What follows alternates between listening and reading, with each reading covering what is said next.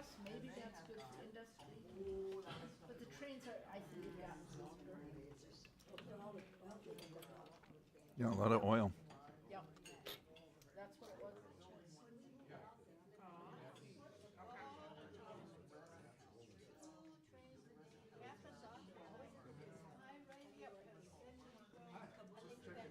Do you want to start right at 12:30? Older people. I should say that it's older.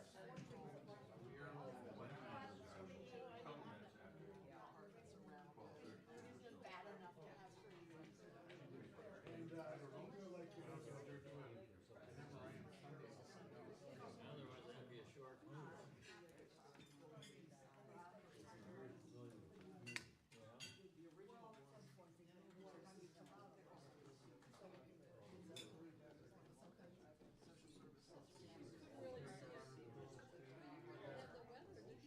Here's your house.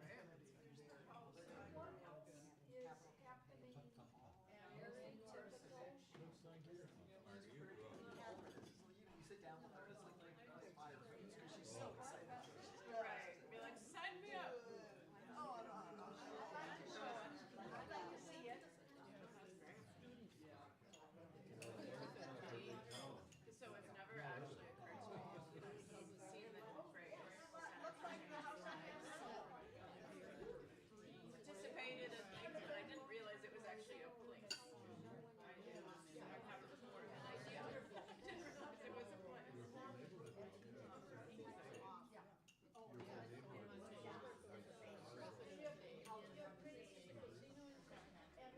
What do you also probably is One of the highlights of the largest festival. lots of rural inns.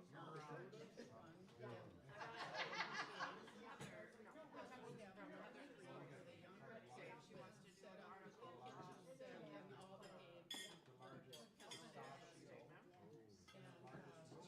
Were you a part of that conversation? Okay. So she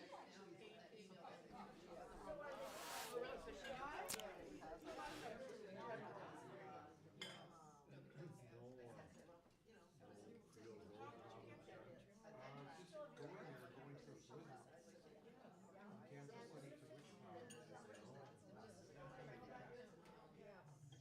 That's exactly what I said in text. I'm trying to get traction on this. Haven't been getting it. This could be a way. All the way up here, and then in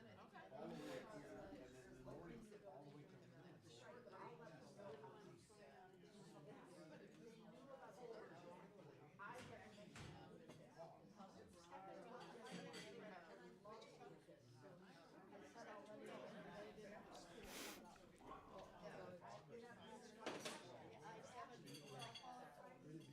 I'm ready to go when you're ready to go. check in with mission control here.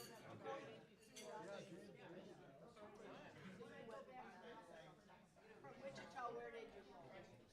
Oh, that's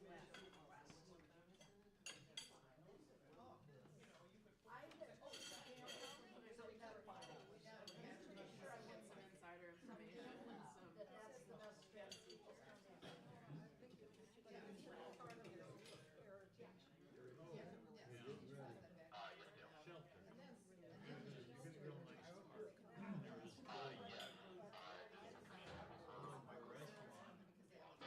Are you familiar with the social statements, the ELCA social statements?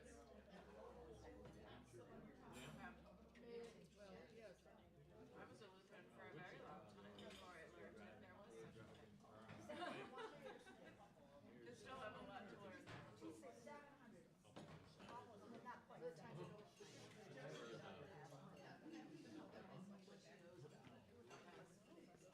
Perhaps I must leave you so that I can do something for you. But thank you for letting me have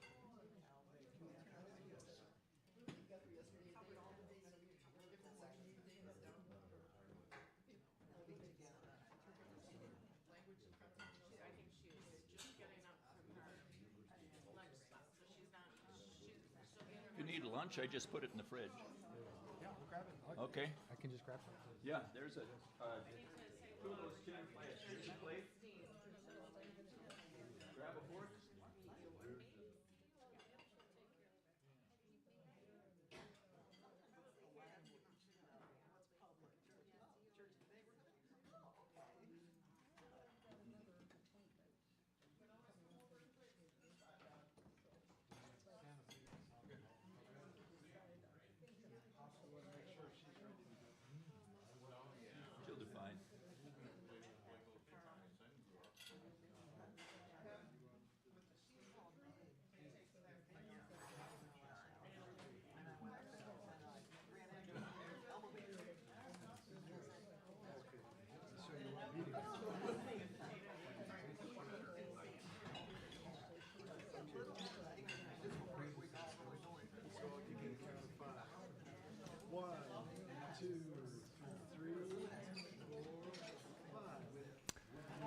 Your attention. Welcome to Aging Splendidly, to those who are here live and those who are not here live.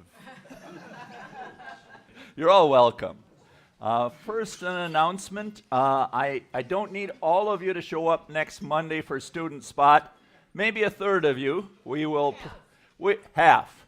We will play with children. There's playtime, followed by snack, followed by playtime, followed by lunch, followed by playtime.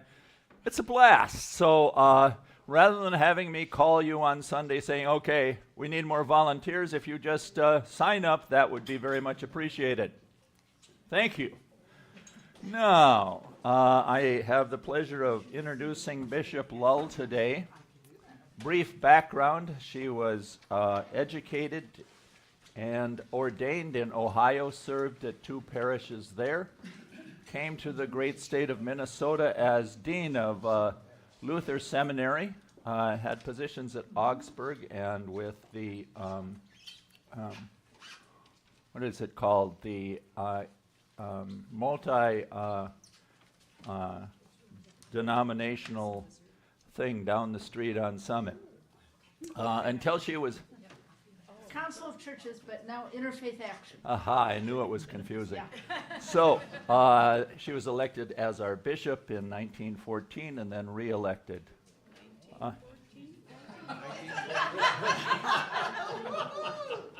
I'm not detail-oriented. One of those centuries, 2014. So now I realize why they say write it out in advance. So I'm slow but trainable. I was trying to think of how to introduce Reverend Patricia Lull, Bishop, and even how to address her. I talked to John Laurie yesterday. He had an antibiotic question, and so his wife said, well, greet Pat for me, but Pat seemed a little familiar. Yeah. She's been to Tanzania twice, and their language has somewhat different vowels. So there she's known as Bishop Lull, but I think I settled with Patricia. So Patricia, please.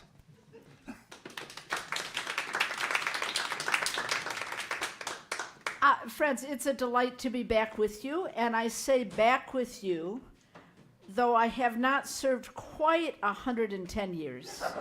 Some days it feels like that, but I was here for your wonderful centennial, the great worship service, and then the meal, the celebration, the history sharing that we had, that you hosted across at McAllister. So fun to be back with all of you. And details, that was 150. 150. What I also remember is there were 3 congregations that had merged together over that time, maybe even more than 3. 150 years. Well, that's longer than any of us have been gathering, but I've heard some wonderful things about this particular group. I want to say for those of you who are watching online, you missed a fantastic brunch. Wish you had been here. I had your portion, and it was really, really good. I was asked to share some updates about the Synod, and we could get down in the weeds on budgets and strategic plans and other details, and you'd think, okay, that was all right, but I think a more lively way has to do with the handouts. This is a borrowed PowerPoint. It's my PowerPoint, so I don't mind borrowing. I've also the photos that you're going to see, other than the photo of me at the end, are mine, and I'm happy to showcase those as well. I created this PowerPoint, and you can see if you have the slide, or if it's up for those of you at home on the screen. It's called 5 Times to Call the Bishop, or Call a Bishop. And I created this for the presidents of congregations and vice presidents, because it's not always clear when you have a big role within your own congregation.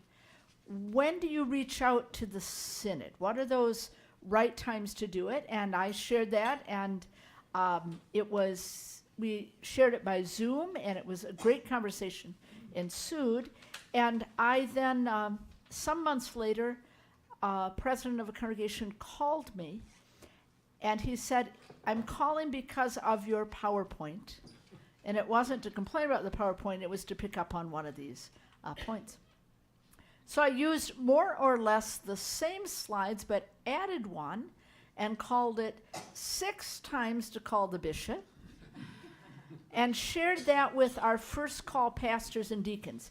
In the ELCA, our church body, all brand new, newly ordained pastors and deacons for 3 years are part of a structured, not too structured, but a bit of a structured, continuing education program.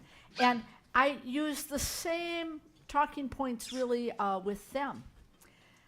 I want to share it with you, and I thought about changing the top slide to be 5 times to check in with your elders who know something. Because that's how I think of all of you. So I'm going to use the slides. We're going to go through it. If you have the paper copy or online, you'll see the slides change. But I have a couple of things I want to say, and then I'm going to ask you, what would you add to that? What are you seeing? What are you hearing? And somebody will tell me when it's time to stop. But there's only 5 we're going to go through. So I think we'll be well. If you look at the second slide, I took this in Guatemala on one of my trips there. It's simply, well, I think you know what it means. Do you recognize this road sign? It isn't quite what we have in the U.S. Two-way street, and it was at the end of a one-way street where you had to go. We would call that a T-stop, but they have a sign, the Double Via. And I want to just pause there for a minute and talk about what it means to be a synod. It's a borrowed word. It's not very common in our vocabulary. It comes from the Greek that means to walk together. And I want you to hear that two-wayness as I'm here with you as members of Emmanuel or friends of Emmanuel Lutheran Church. In the ELCA, as in many other Lutheran bodies, the relationship between like a district office or a synod office is very relational. The culture on the whole, because I think of some of the movies and maybe the prominence of a couple of different church bodies, think everything is hierarchical. Uh-oh, the bishop has come. I want to say, lucky bishop. Good lunch, good hospitality, great conversation. But we see films, we see in some TV series where if the bishop speaks, if there are any other Blue Blood fans, that's what I watch on Friday night. Once in a while, the chief of police goes to see, the police commissioner goes off to see, it's actually an archbishop in New York City. And it's two very powerful leaders navigating some momentary crisis, usually as adversaries, but they come back around. So we think often of church structures very hierarchical. And so I like showing the two-way street. We walk together. There are times when you folks are way in the lead, trying out new things, figuring out what it means to be a church on this point in the pandemic. I guess I'm not supposed to say after the pandemic. It's not really after, but we're able to gather differently and now figuring out what church means. And then there are times when I do have a particular kind of authority or power. I can convene meetings. I was with a congregation last evening because some things had bubbled up that are a needless conflict. Some conflict, some tension is probably pretty good in a congregation. I'll turn to your pastor. A little bit is good, but when it gets Don't get any ideas. and it's okay to have different points of view in a congregation, but this was an argument that's just getting off the rails. There was not enough information about that would help recenter the issue. So I went north to meet with some of the leaders last evening, and I said to them, I would like to come meet with you. and I did. We have conference assemblies coming up, along with a toolkit for lay leaders on the 24th. We have Synod Assembly on May 11th. There are times when I preside over a meeting, I chair the meeting in that formal sense. But most of the time, most days of the week, most weekends, if I'm in a congregation, it's very much this two-way street of having been invited in, a celebration, an installation of a new pastor, just wanting to go to church. I'm not preaching under assignment every Sunday, so I prefer going to the St. Paul churches so I don't have to drive so far. So the next time you see me, if my name's not in the bulletin, you don't have to say, "What is she doing here?" You can just say, "Oh, we're so happy to see you. Come worship with us." So I want you to see that that's my understanding of what it means to be a synod. Now, the third slide, that beautiful garden. It's a reminder to all of us, spring will come again and our gardens will eventually be in blossom. A time to turn to others in the church, whether it's your wisdom as elders, but also to call the bishop, is when everything is going fine. I want to name two highlights, and then I'm giving you a head start on your question, because I'm going to ask what you're excited about at Emmanuel. So get ready. Two things I want to tell you about. We started several years ago. It was actually in February of 2020. We launched a $2.7 million capital campaign to do a variety of projects. And if you think back calendar time, you know that about a month later, the pandemic sent us all home. And I mean sent us home. We didn't come out for worship. Many of us didn't go into a workplace. If we went anywhere, do you remember the first time you went to the grocery store with maybe a construction mask and whatever gloves you could find, because we weren't really certain how the virus was spreading? I can still, when I walk into from my back door, see where I put the mail on the floor for a day, and also the things from the grocery store, the packages and that. I let them sit for a bit because I didn't know if it was safe at what point, and that seems so long ago. We learned a lot more about the virus. So grateful for the various vaccines. All of our mask options improved. We figured out how to both stay away from one another and how and when we could be present. But right before that, we launched a big campaign. And I want to say, I am so amazed to tell you, over that period of time, not quite in the way we thought we would do it, but we've raised half of our money, despite really 2 years where congregational life was suppressed, or at least big questions about how people could be together. The largest of the projects, a goal that we have fully accomplished, and some of you have been a part of this, I think the congregation's been a part of that campaign as well, is funding a therapeutic preschool in partnership with Lutheran Social Service. It is under construction right now at Grace Lutheran on the east side. It's on Old Hudson Road. You can see it. It's that stretch where they're also making a lane for the express buses. But I've not been over to see all that's been done on the parking lot area to be ready to be a playground. The equipment's not yet installed. But inside the building, there was some asbestos that needed to be removed. It's this ground level, much like yours, although I think a little higher. The windows are a little deeper in that stretch of Grace Lutheran Church. The lower level will be this Families Together preschool.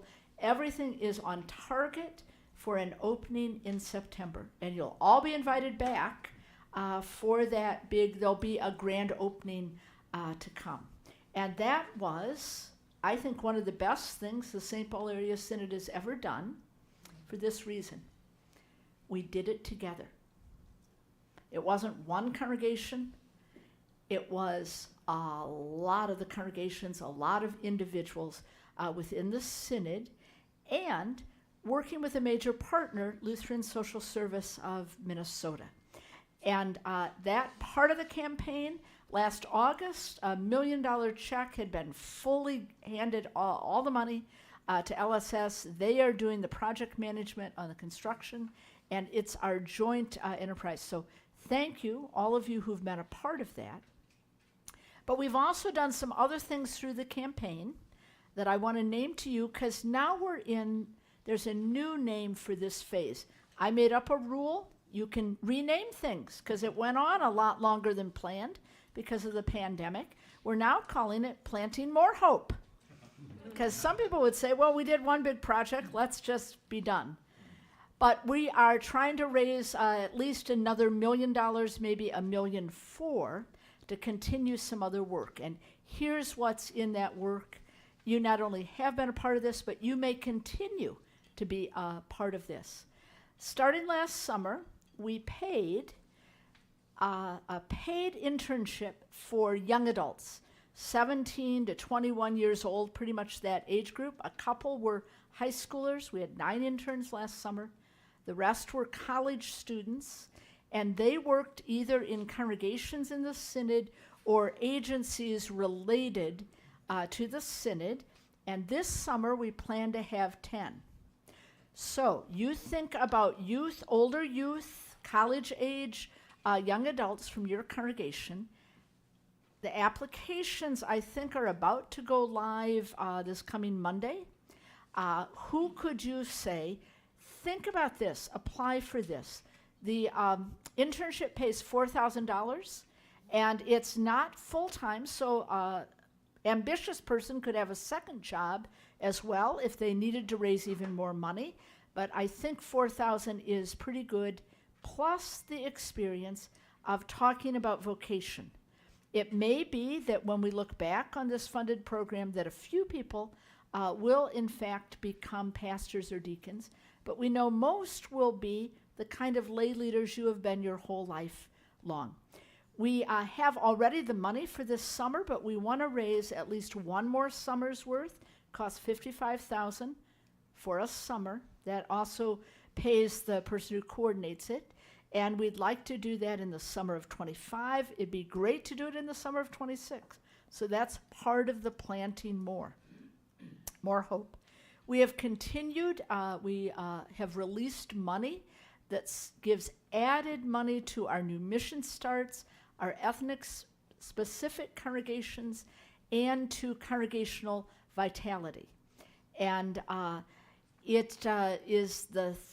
we've done that for 2 years. We hope to do it 3 years, 4 years, maybe even 5 years, the money coming in for that. We also, and I know that some of you travel to our companion synods, our global partners, an age group we would like to send to either Tanzania or Guatemala are young adults. You're going to hear that theme, dear elders. We have to help that rising generation. But we know that the cost of going to Tanzania is about $3,000, $3,500 sometimes. That's a big stretch for a young adult. And so we've started a fund to supplement that for young adults traveling to our 2 partners. I'm waiting. There's a small task force that's going to get the applications up. I don't know if it's going to be fully matching money or do 2-to-1 match, but there will be opportunities, again, if you think of your own congregation, for a young adult to join a group trip you've planned that you're going to go on as a congregation to either Guatemala or Tanzania, or to join another group with other people or through the synod. And that fund has some money in it, has $15,000 right now. We'd like to totally raise $125,000. And again, not to keep, not endowment, money in, as we say in the synod office, money in, money out. And that's better than the money out, money not yet in approach to funding. So we only pay as we have achieved the money. And I'm very excited about that. I have learned so much because there is not a rule book, a plan book, a guide when you have a pandemic. You have to kind of think, okay, what's going to work? How do we do this? So we took our fourth goal, we wrapped that up handsomely. Now we're working on these other projects. One other thing I want to say, and then I'm going to turn to you to find out a couple of things you're excited about at Emmanuel. The fiscal year for the Synod, these are the kind of things the bishop cares about, worries about, ended on January 31st. We were way behind on mission support. Most of our revenue for the Synod, the work we do, our outreach, but also our staff, our programs we sponsor, comes through mission support. Money into the offering plate, or how do I say, some of you send it in electronically. There's never something in your hand in that envelope. It's coming in, but money from your congregation to the Synod, that's our main source of revenue. And I'm so happy I learned yesterday that we finished the year at 98.5% of our goal. And in December, we were more than $100,000 gap. So some of you, depending on what roles you play in the congregation, may know the appeal letter that came out to say, can you send everything that you're able to send? And I just want to say how proud I am. It's not one congregation. It's not two big congregations carrying this. It's all 107 of us working together to be able to support the work of the Synod. Our gap, if you were wondering about the gap financially, it was under $20,000. We didn't spend everything budgeted, so it means, Bishop can relax for a few months, but we're going to keep up that work, that emphasis on mission support. Now, how about I hear from folks at least 3 things, there are probably more, but you're on the spot, 3 things that you are excited about, and if you say it loudly enough for me to hear, I'll repeat it so everybody can hear it. Okay, great group over there. One thing, what are you excited about? I'm excited about how many young children and families we have in our congregation. Sue, thank you. Excited about young families with young children, the children coming again to the congregation or coming for a first time. I'm excited to hear that too. We, again, during the pandemic, we didn't know would anyone come back, and then we were pretty sure our age cohort was back, and now we're waiting to see who else God sends, and excited to hear that the children are coming. Okay, how about a second thing you're excited about?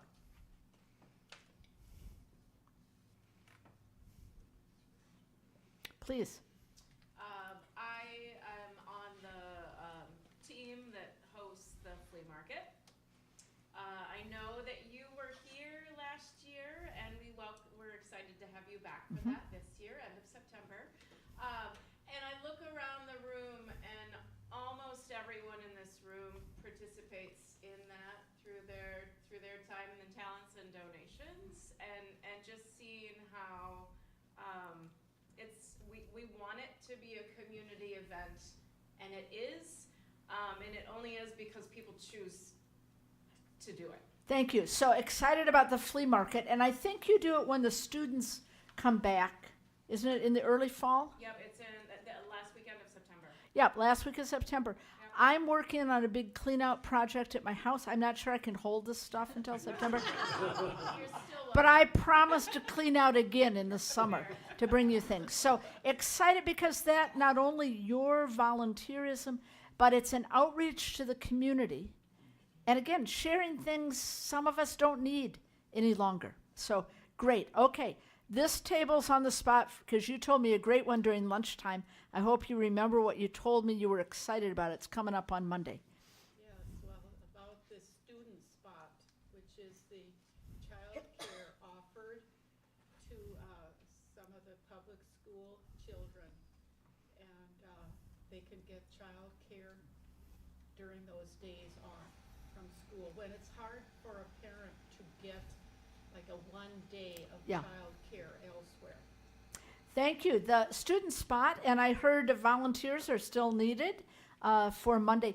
Thank you for picking that up as something you can do using your people power, the great space you have here, your location, and knowing that it lifts a burden on some families when there are those single holidays, or maybe there's sometimes two together, where you can say, we can do 2 days of some fun activities so that a parent can say, my child is in a safe place. Great, thank you for that. Please, you have another one. Our Synod convention, we are offering, gave money to 2 pastors in Tanzania, and also, in our work at Emmanuel, we give money to enable those 2 pastors to spread God's word. So that partnership with Tanzania, and was it the 2 pastors who are here, who were studying 2. at Luther? Or 2 other pastors, your partner congregations? So 2 pastors in our partner Yeah. congregation, since we first met them, have moved up into the diocese office now, and they're heading the 2 departments, Yes. Pastor Pandu and Obeni. Yeah. Yeah. I want to say, when I talk to other bishops in the ELCA, they're maybe doing this much in a companion synod, and I cheer them on. But if they hear about St. Paul, we're doing so much, it's intimidating. And I'll say, wait, it's over 40 years. We were once this size. You grow big a step at a time. And again, BKB depends on that congregation to congregation partnership, the maturing of the whole church or sophistication maybe is a better word, in Tanzania. I was really wowed when I was there in November, the difference from 2017 when I had traveled there before in terms of the leadership skills for projects. So it's very, very exciting. We're going to go to the next slide. Before we talk about when there are money worries or extraordinary bequests, I'm going to give some bonus points and added dessert to anyone who recognizes the photo. Do you know what this is?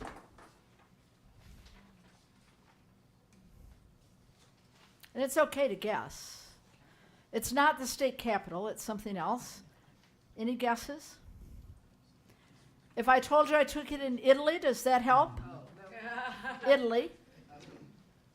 If I told you I took it in Rome, does that help? It's the Vatican. I'm a proud daughter of the Reformation, and I know my relatives in Germany helped build that beautiful building when they paid for their indulgences. And so I consider it my people's house. And I'm always happy to use that photo. Actually, one of the things I'm personally involved in, I'm the co-chair of the Lutheran Catholic Dialogue here in the U.S., and I don't know if our Roman Catholic colleagues who know me rib me as much as I rib them, but I'm so grateful where we are in this century in seeing our common witness to Jesus Christ. But that is a picture of the Vatican. I don't want to talk to you about money worries because I hope right now you don't have any, and you heard me say I don't today either. But I want to talk about extraordinary bequest because I know I'm with my elders, my peers. I thought maybe I'd see one of the attorneys who belongs to your congregation, probably off in her office, and that's one of the things on my list for 2024 is to redo my will. I made a will when I was much younger, so I can say, oh, sure, I have a will. But there's a thing that happens in time. I have fewer needs to be spending my money on, and I have more money that's coming at me. And I want to, yet this year, redo my will to think what my legacy will be. How will I use the wealth that kind of surprises me that I've acquired over a lifetime? How will I invest that in work that's going to outlast me? Now, I'm going to guess some of you already have an estate plan. You've thought ahead. If you don't, you can join me. And the attorney I'm talking about, and she's probably going to see this, you're going to call her and say, Patricia's coming to see you. Tara Matesic is my attorney. I just haven't seen her for a while. And I'm going to, She's in Austin, Texas. has she moved? No, just for the She's just away for the winter. That gives me a couple more months to get my things together. Can be done online. No, she has to hold my hand. But that kind of work of really thinking broadly, and again, I don't have extraordinary wealth, but I actually have more than I ever imagined I would have in my life. And I want to see that a rising generation, maybe a generation yet unborn, has opportunities that I've had. So I'll think about some of the institutions that have been helpful in my life. I'll think about other things that are deeply meaningful to me. And I will also say that as a synod, you have access, because you're part of the synod, to a person who talks about planned giving. She works for the ELCA Foundation. She lives locally. Becky Palmgren is her name. She will come to a program for you like this would be just the right audience, so that we all, our stellar generation, I don't know if it's true at Emmanuel, I know it's true in most congregations. During the pandemic, the age group that kept sending in the offerings was our age group, because we love the church so much. We kept it going. And here we are back, and kids are coming. But I want you to think about your own bequest. Now, you may receive one as a congregation, and that's great if you do. If you want to say, well, would there be something through the synod that money could be put to? We have a Bega Qua Bega endowment, and it's not huge right now. I think it will continue to grow. That will sustain well into the future, the work of that partnership. We also have several endowments through the years that can be added to that fund seminary scholarships. We have another one that works with congregations doing work in communities in poverty, and another congregational vitality endowment. And you can get a hold of me if you need more information. How would you direct some money in your own planned giving to any of those? I won't put anybody on the spot, but you keep talking to each other about that, get that will made or revised. Because again, if you drew it up when you were in your 40s, like I did, it's probably not the will you need any longer. We're going to go to the next slide. I want to talk, I'll simply say this is a sign it's a traffic sign on a bike route. And I actually got off my bike to take it because there was a tight turn ahead. And all of us as synods, as congregations, as individuals, we can have times in our life where it's best to get off the bicycle, because there's going to be something a little more difficult to navigate.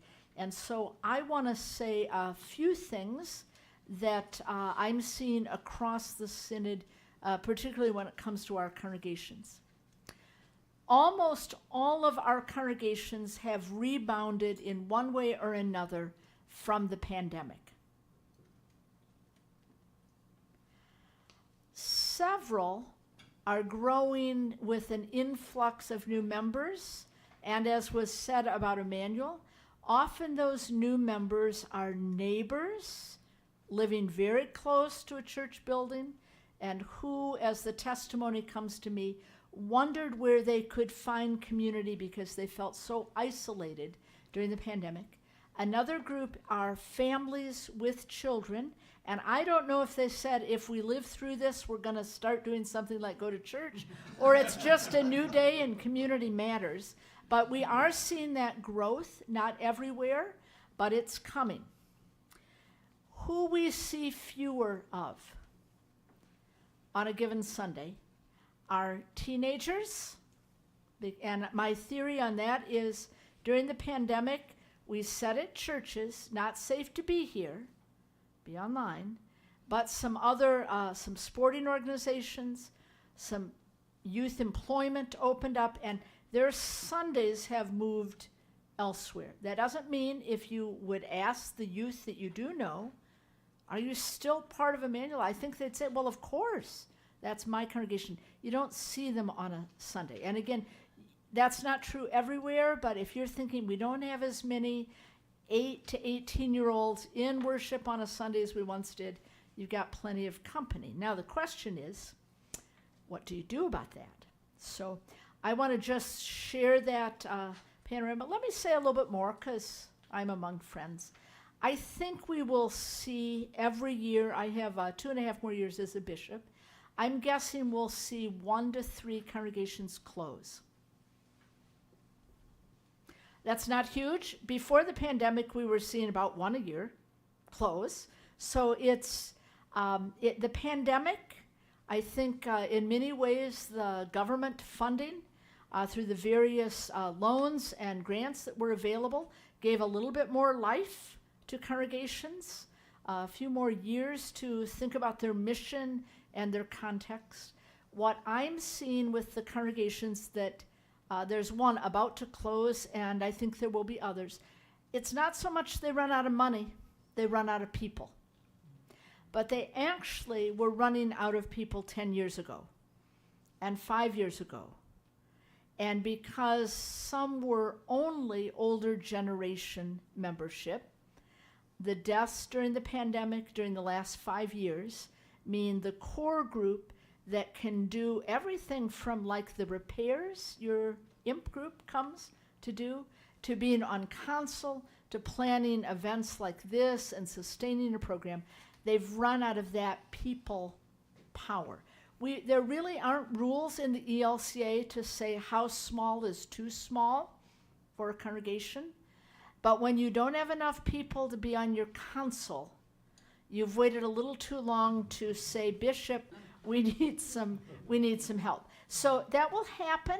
At the same time, I believe, I won't say more, but you come to our Synod Assembly May 11th, and you'll see we're receiving a brand new congregation. So some new, but also saying goodbye to some congregations that have, I think, served out their vocation in their location very, very well. This past year, a whole year ago, Hope on the east side of St. Paul closed, and Faith in Rosemont closed. Many of the members of the Rosemont congregation went either to Grace in Apple Valley or to Shepherd of the Valley.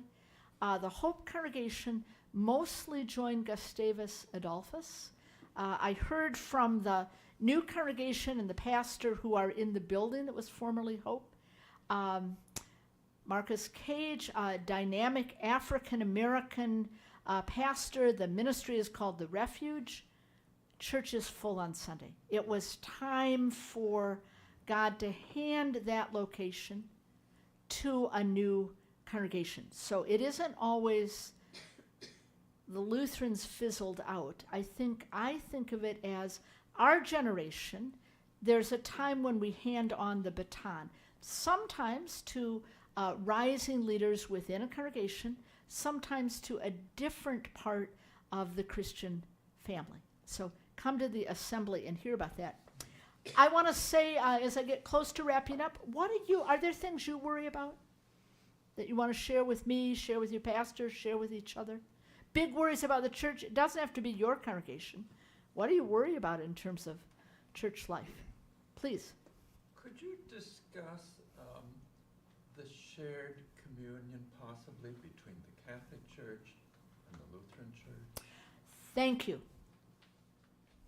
Shared communion between the Catholic Church and the Lutheran Church. In a formal way, we grow ever closer. That's what the dialogue, both the U.S. dialogue, which often is a precursor, there's also an international dialogue team. We will, in big formal ways, I hope to live to see when, at least in some special circumstances, we could share communion together. What that will take is, at the international level, for the Vatican to say, yes. There are some signs that we're closer not close, but closer to a yes. One was in 2017 in Sweden, when there was a prayer service that included Pope Francis. It included the president of the Lutheran World Federation, those two bodies coming together for that prayer service. Magnificent. We have a very important theological document on common declaration on justification by grace through faith alone. Subsequent to the time that the Lutherans and the Catholics adopted that, the Methodists did as well, and the Anglicans did as well. So there's a growing consensus that some of the old battles are no longer battles. We've learned to listen to each other, to understand what the other one was saying, or we'll realize, aren't we saying the same thing using different ways of, different vocabulary, different concepts? So in terms of public sharing of communion, even in limited circumstances, the Pope has made a visit to a Lutheran congregation in Rome, and when asked the question, I believe it was the Lutheran widow of a Roman Catholic partner, talked of her pain of not being able to commune together, and he expressed real compassion, empathy about what such a division would mean for a family or for a couple. So we think there's some signs, but then also as soon as you think there's a chord here, a more conservative voice raises another can't trust those people kind of question. So are we closer? Yes. And it's always well behind the scenes, laborious, never straightforward, but that work of dialogue keeps me hopeful that even as I'm alive, I will see, at least in a rare circumstance, there could be that celebration. So for a while, we don't dine together, we don't feast together, but we cheer each other on. Thank you. Anything else? Big worry when you think about the church. People know you come to church because here you are.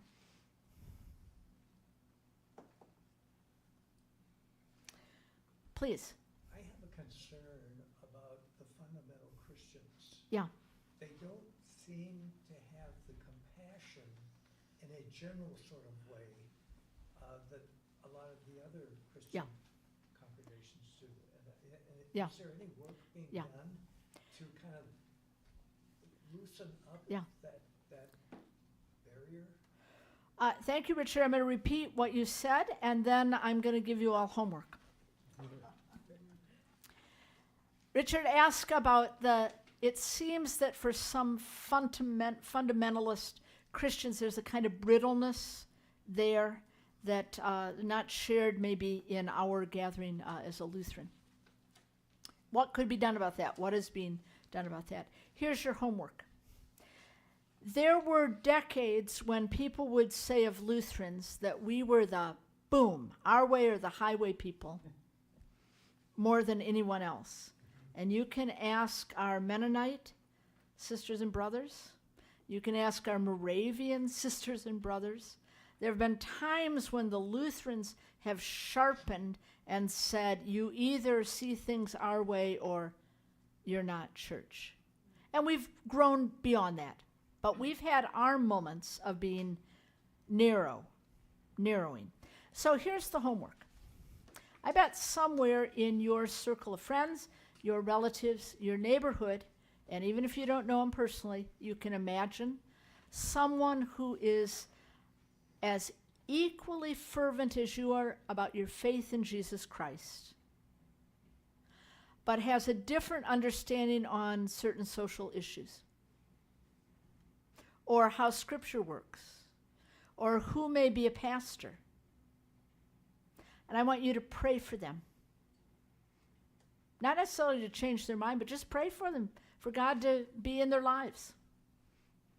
And that if there's an opportunity for you to sit and share a piece of cheesecake and coffee, that you not miss that opportunity because you know they differ from you on issues, relationships. We won't, from outside those communities, be able to soften that brittleness any more than from outside the community, anyone when it was a Lutheran narrowing season. All that softening came from within. It wasn't our outside groups telling us, you better lighten up, you Lutherans. We were hot and heavy in the 30-year war, so it wasn't just talk, it was arms as well. So pray for those, because they are actually Christian, even if it doesn't feel like they're our kind of Christian.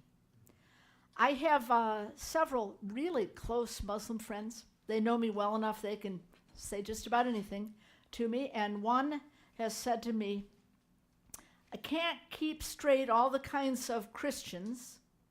She doesn't even know there are a lot of different kinds of Lutherans. And why you don't get along. Now, fortunately, I could say back to her, I happen to know there's several branches of Islam, and why don't you all get along and just have one? So people do notice, and I don't think it's fair. I know it's tempting, but I don't think it's fair for us to say, they're not really Christians, or they're not our kind of Christians. It's the same Christ. So we have to pray to the God of unity in Jesus Christ to help us come alongside, not to be triumphant, not to be the biggest and the best, but to say, help us understand our sisters and brothers in Christ. So I think it is worrisome in our own culture right now. A lot of political viewpoints, which we're allowed to have, part of democracy, have been conflated with religious understanding, and so it's hard to know which you're talking about when the debates come to the fore. A reality there is kind of interesting. Back in the early to mid-1900s, questions came up among natives or peoples in Africa Yeah. about the different missionaries Yeah. that were coming to tell them the story. Yeah.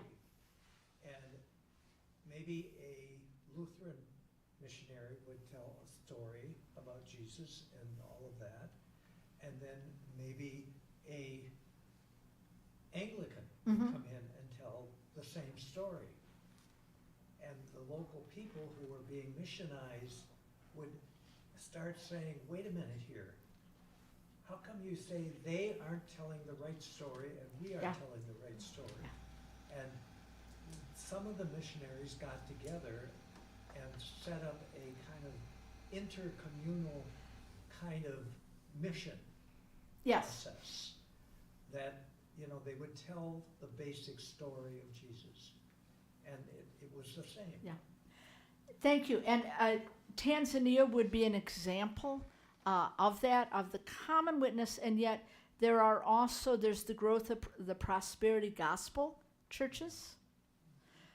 There's the growth of Islam in Tanzania. So it's all kinds of movements. I don't think, and I think it's a good part of our we seem to be drawn to some level of religiosity. It's not always the same religiosity. I'd say the biggest demarker that I'm aware of, and I did hear this once from somebody in Global Mission, you can imagine a billboard, we still have some of them, that frighten you.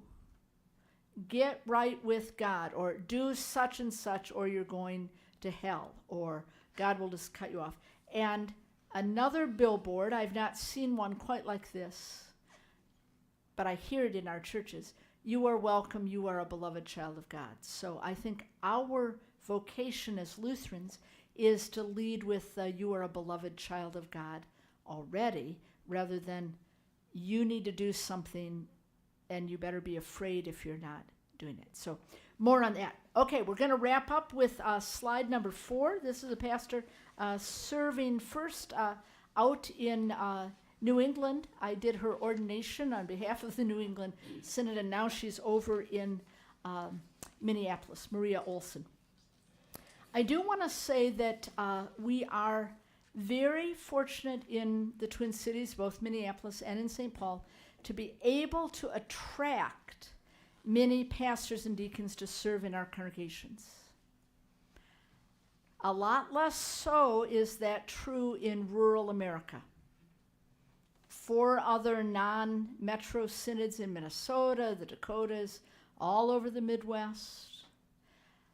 We must all be at work to lift up another generation who will be our pastors and deacons. And they don't have to be 18. They don't have to be 20.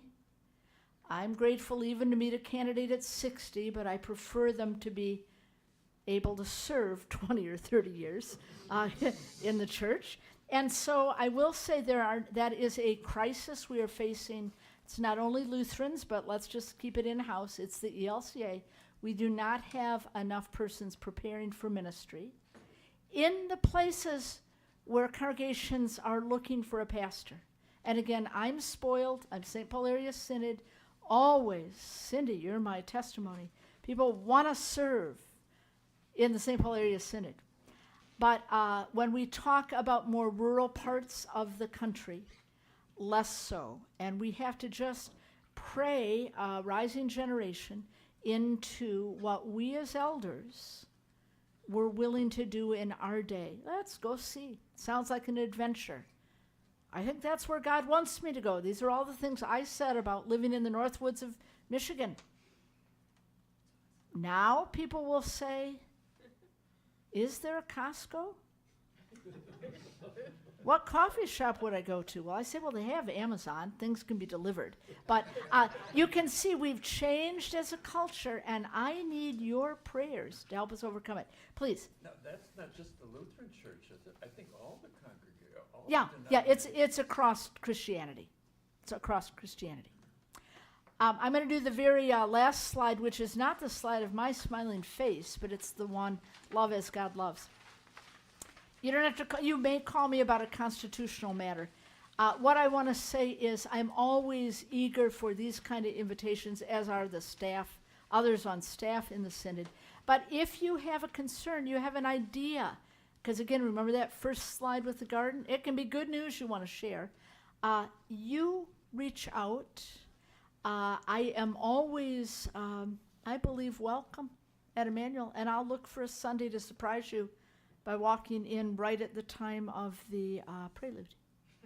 Great to be with you today.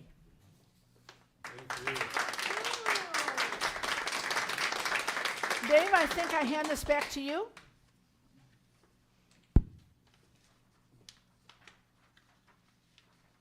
So I have 3 minutes of time to kill. So anybody have any comments? I'll start. Brian Bullock, our producer, director extraordinaire, asked me what Bishop Lull was going to speak on. I said, she's a bishop. She'll speak on whatever she chooses to speak on. I said, so thank you very much. It was great to see you and wonderful to hear your words. Next month, we hear from Keystone Food Shelf, one of our groups that we sponsor. And it's good to have our neighbors not hungry, not just for the gospel, but for something to eat. So you're always welcome. And we had 24 people here today in spite of slippery sidewalks, if not slippery roads. How much time do I have to? I have a couple minutes. So What is that date in March? Third Thursday. Anybody have a calendar handy? It should be about the 18th. And, you did remarkably well for somebody that became our bishop in 1914. It's very impressive. 21st, March 21st. So please join us. We will find something to eat and have a speaker. And again, the opportunity this Monday, come and play. I have a reading assignment, and I have a granddaughter age 6 who will entertain all of us. So we hope to see you. And the hours on Monday? I show up about 9 and I leave about 3. The website would tell you more detail. And come when you come. You can come a little before then. You can stay a little after. You could be here for a couple of hours. We'll work it out. And entertain you. It is more fun than a barrel full of monkeys, and quite a lot like a barrel full of monkeys. So, Phyllis. And we have a wonderful church library. Commented on a lot of them and has read many of them. So help yourself. And when you're in church, even today, you can go up into the library. It's been cleaned up considerably, so it's easier to find things now. And So an unpaid ad, we have now a portable library down here and a fully stocked library upstairs. Please make use of this. It's a wonderful thing. So we could sell advertising time at this. I didn't realize another source of income. And the idea of becoming aging even more splendidly comes up as a way to kind of jazz up the place. So 1:30. Thanks a lot.